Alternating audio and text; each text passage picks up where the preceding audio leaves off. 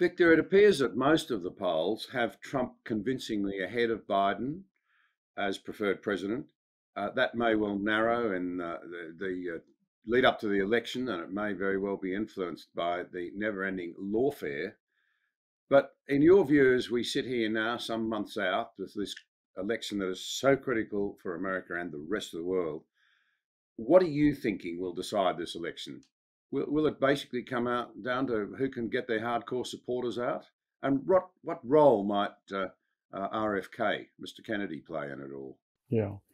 There's about 4 or 5 deciding points. One of them, of course, is the third party. Third parties never win, but they, as we learned in the case of George H.W. Bush in 1988,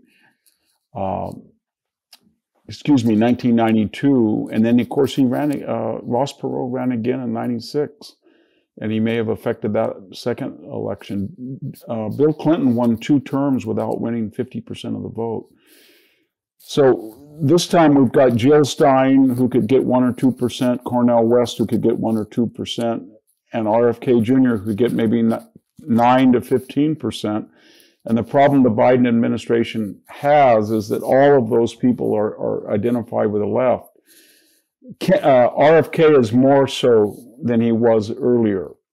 He's identifying more and more with the left, and he's trying to make a deal with Biden that one of them would drop out. So that's going to hurt, I think, as the cycle wears on. It's going to hurt Biden, and it shows up in the polls where suddenly this 1 or 2 point difference in the national polls has expanded to 6 to 10, depending on the particular poll.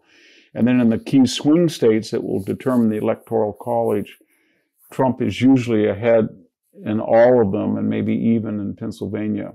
So that's one thing. And then, of course, getting out the vote, we went into a revolutionary cycle that you and I have talked about, where suddenly in 2020, 70% of the people didn't vote on election day with an ID. They voted through mail and early balloting. And that favors the Democrats. And because they control the big cities, they control the balloting, they raised over $1 billion to supplant the work of the registrars in some key states. That's something that will determine if the Republicans can, in swing states, get 40 or 50% to vote actually on election day. And the other thing that no one knows, John, is that in these big cities, Pittsburgh, in the swing states, Philadelphia, Detroit, Tucson, Phoenix, Las Vegas, Reno, Atlanta, there's a lot of, these tend to be majority states in some cases. And unlike 2020,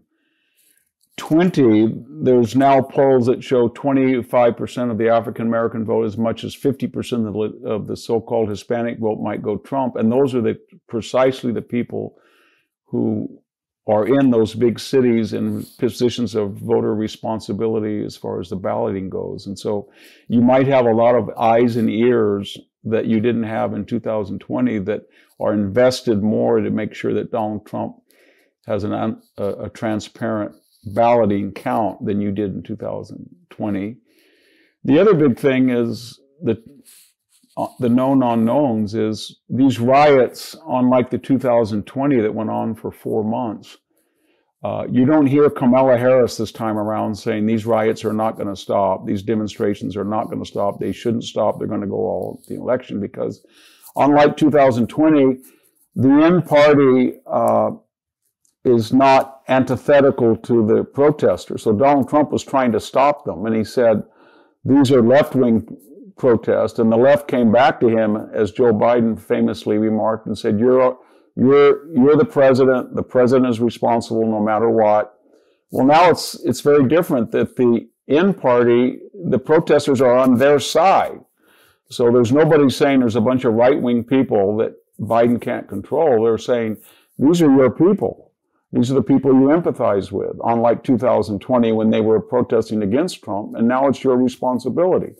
So we don't know what's going to happen, because school is going to be out in a week or two, and it's going to be out, I think the Israelis are sort of timing their entry into Gaza on the expectation that Western campuses will be shut down for summer break and they won't have the same degree of influence, the protesters, on the governments as they do now. But we don't know if that's true. So we'll see if these protests can rekindle when there's not an open student body in residence at these campuses. And then we don't know finally what the situation will be with Donald Trump. He's only halfway through 2 of 4, so he still has a rendezvous with Fannie Willis and Jack Smith. And we don't know whether the sheer outrageousness of the prosecutors, and they're not doing very well in court, but they're in blue cities with blue judges and blue juries and blue prosecutors. So we don't know what will be the ultimate effect. Right now, we do know that it is helping Donald Trump and people are outraged at this miscarriage of justice, but we don't know if he should be jailed, taken off the campaign trail, psychologically, physically exhausted, subject to gag orders or even jailing. What will be the effect on the swing voters? Will they say, oh my God, this is terrible what they're doing to him, I'm going to vote for Biden? Or it's terrible what they're doing to him, but my God, he's the president. I can't vote for a president in jail. We've never done that before. So that's a known unknown. We just don't know what the reaction is going to be by November.